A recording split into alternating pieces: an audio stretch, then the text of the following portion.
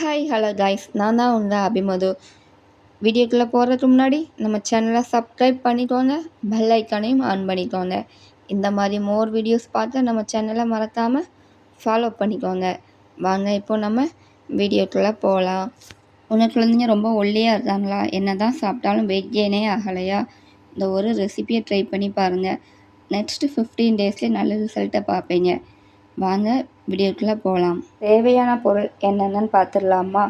பொட்டுக்கடலை, வேர்க்கடலை, பச்சை பயிறு, பாதாம், மக்கானா, அவுல், அரிசி, வெள்ளை சுண்டல், பாசிப்பயிறு, கொஞ்சோண்டி வாசனைக்காக ஏலக்காய், ஒரு 2 துண்டு இல்லைனா ஒரு துண்டு கூட போதுமானது தான். இது எல்லாத்தையும் சேர்த்து ஒரு பேனில் மாற்றிட்டு நல்லா ட்ரை ரோஸ்ட் பண்ணி எடுத்துக்கோங்க. இதை நல்லா எப்படி ட்ரை ரோஸ்ட் ஆகிட்டுன்னு தெரியணும்னா, இந்த அவுலை எடுத்து லைட்டாக அமுக்கி பார்த்தீங்கன்னா நல்லா மொறு மொறுன்னு இருக்கும், நல்லா கிரிப்ஸியாக இருக்கும். மக்கானாவையும் பாதாமையும் தனியாக ரோஸ்ட் பண்ணி எடுங்க.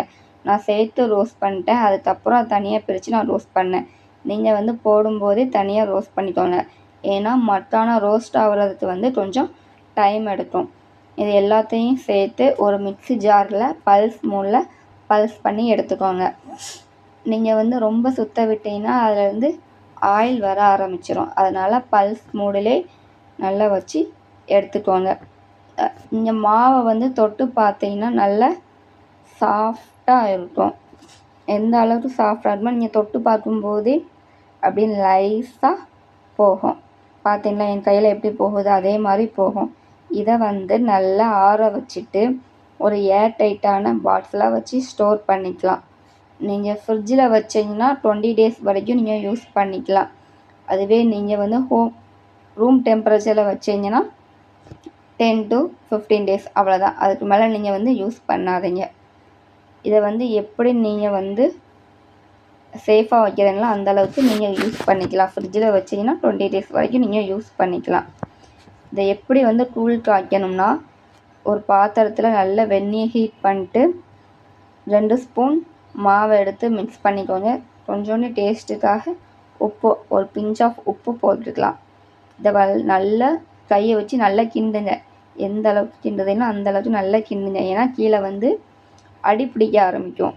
நல்லா கிண்டி எடுத்து ஆறுனதுக்கப்புறம் உங்கள் பிள்ளைங்களுக்கு ஊட்டி பாருங்கள். நல்ல வெயிட் கெயினில் ரிசல்ட்டு கண்டிப்பாக உங்களுக்கு கிடைக்கும். எந்த ஃபுட்டை கொடுத்தாலும் உங்கள் பிள்ளைங்க வேண்டான்னு சொல்லுவாங்க. ஆனால் இந்த ஃபுட்டை மட்டும் கொடுத்து பாருங்கள், நல்லா விரும்பி விரும்பி சாப்பிடுவாங்க. ஏன்னா என் பாப்பா நல்லா சாப்பிட்டா, அதனால் சொல்கிறேன். மறக்காமல் அந்த ரெசிப்பியை ட்ரை பண்ணி பாருங்கள். உங்கள் கிட்ஸ் வெயிட் கெயின் ஏறிச்சுன்னா மறக்காமல் கமெண்டில் சொல்லிட்டு போங்க. வீடியோ பிடிச்சிருந்தா லைக் பண்ணிக்கோங்க, ஷேர் பண்ணிக்கோங்க. மறக்காமல் நம்ம சேனலை சப்ஸ்கிரைப் பண்ணி வச்சுக்கோங்க. இந்த மாதிரி மோர் வீடியோஸ் பார்க்க நம்ம சேனலை ஃபாலோ பண்ணிக்கோங்க. நெக்ஸ்ட் வீடியோவில் பார்க்கலாம் காய்ஸ். பாய்.